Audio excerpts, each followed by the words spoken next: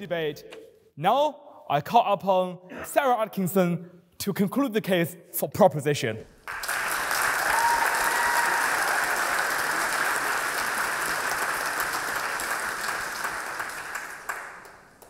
Thank you. I confess that, like Daniel, I feel the iconoclasm of standing in this room, in this institution, and challenging meritocracy.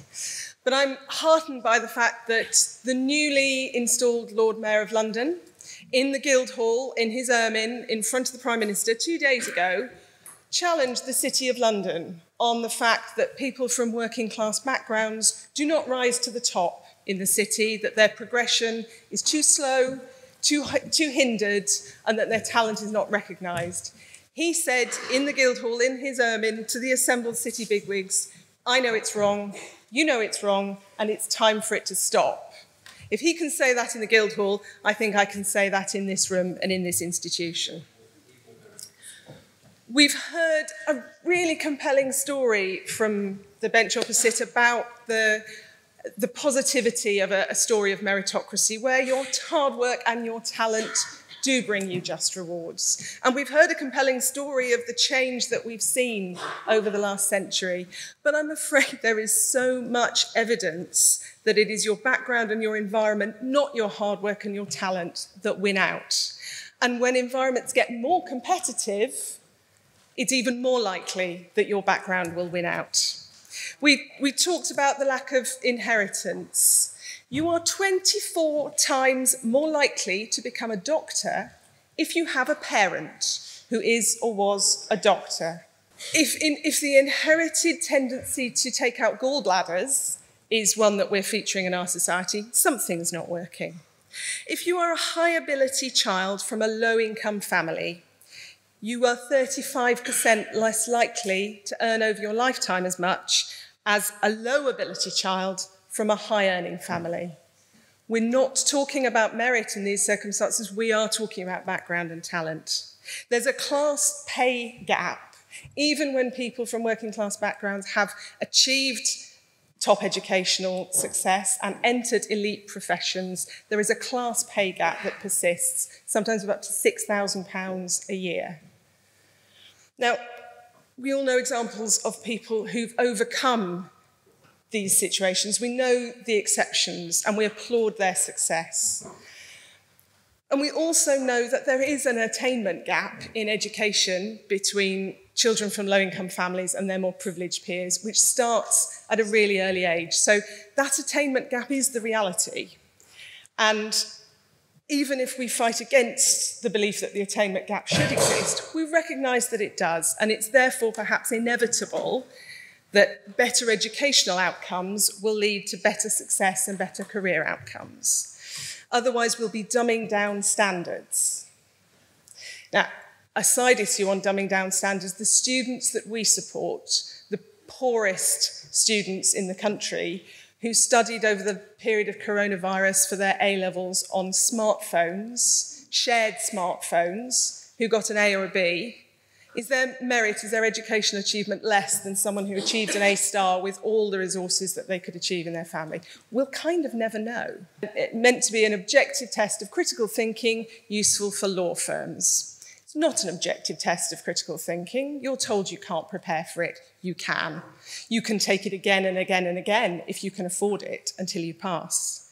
Take the networking dinner that features as part of the later selection stages in lots of professional services organisations. Is it really an indication of my merit if I can eat a peach with a knife and fork whilst talking about the film I've seen on BBC Two? Or is it an indication of my social class and confidence? Take the civil service. The academic Sam Friedman wrote a brilliant report called Navigating the Labyrinth for the Social Mobility Commission, in which he described the 3 features of the civil service behavioural codes: a studied neutrality, which is made up of a combination of a received pronunciation accent, an emotionally detached and understated manner of speaking, and an intellectual display of your cultural and social capital and your political understanding.